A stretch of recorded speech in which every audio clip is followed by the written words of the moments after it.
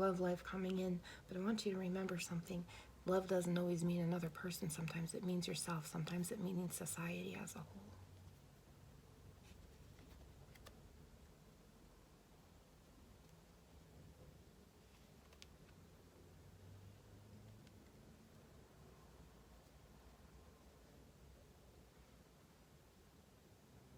The thing that brought you through childhood up to your adulthood, no matter how old you are sitting here. I myself am 53, will be 54 eventually next year. You know?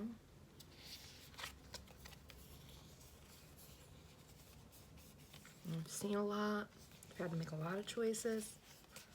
People have written a lot they don't understand. Stuff that as they get older, they're really going to dig themselves in the grave, man. I'm telling you now.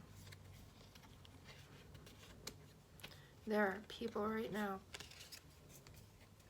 who are not going to be happy with the words that they have written today. Make sure you have done well with the words that you have said. Make sure everything that you have said is something that you won't mind in 50 years comes back to you. When you have learned, when you have had some growth, when you have learned to love and love yourself.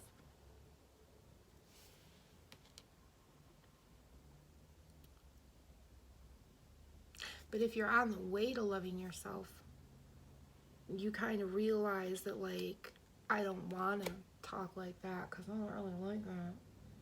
And then as you progress into your 30s and your 40s, you meet new people, learn new things, and realize, oh, God, I didn't realize I was using identifiers.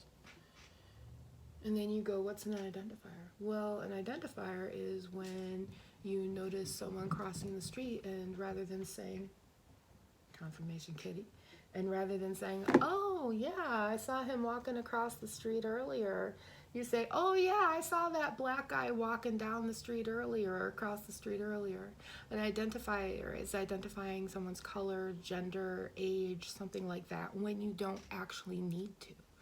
You know, we use it so much in everyday life that we just assume that we need to know that a black man was crossing the street. But let's remember, we're never saying the white man crossed the street. We're just saying the man crossed the street.